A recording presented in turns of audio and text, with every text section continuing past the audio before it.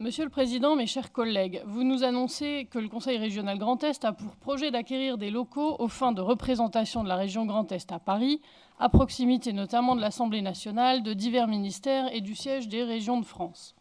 Vous précisez que l'acquisition de ces locaux offrira également à nos élus et à nos agents missionnés à Paris de meilleures conditions d'accueil, de réunion et de travail. Mais avant de vous laisser décider de dépenser près de 3 millions d'euros, j'ai quelques petites questions à vous poser. Pouvez-vous déjà nous indiquer où travaillent les élus et agents missionnés à Paris jusqu'à présent? Combien a coûté à la collectivité l'ensemble des réunions organisées à Paris? L'absence de réponse m'ennuierait. Ma seconde question est plus curieuse.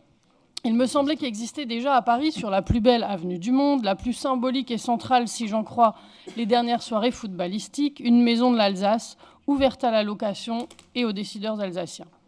L'emplacement est idéal, l'outil moderne à souhait, équipé des dernières évolutions technologiques en matière de conférences et de téléconférences. Combien de fois la région a-t-elle loué et utilisé ce bâtiment, ambassade d'une Alsace rayonnante et influente dans la capitale? Si, comme je le crains, ce nombre est restreint, permettez-moi de vous interroger sur la raison de ce boycott d'un outil de rayonnement connu et reconnu de tous. Je n'ose pas imaginer que cela soit uniquement dû au fait que ce bâtiment est lié au département. Je n'ose pas non plus imaginer qu'on ne l'utilise pas parce que son nom comporte le mot Alsace. Je n'ose pas enfin imaginer que l'on ne sache pas travailler en réseau avec les départements alsaciens pour des raisons d'ego.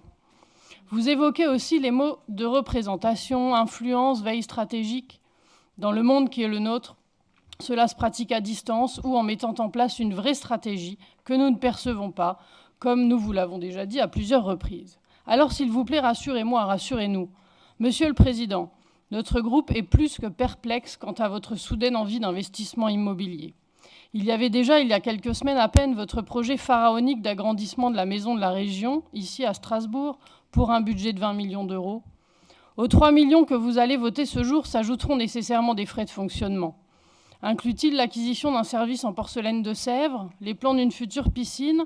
Allez-vous nous proposer l'acquisition d'un A319 Grand Est One à la prochaine session?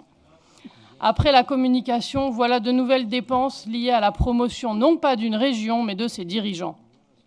On vous croirait atteint de montgolfiite, sans jeu de mots en lien avec le mondial Air Ballon, rassemblement de montgolfières qui coûtera quelques 800 000 euros à nos concitoyens pour y promouvoir l'identité Grand Est, toujours rejetée par ses habitants. Ou bien serait-ce de la macronite?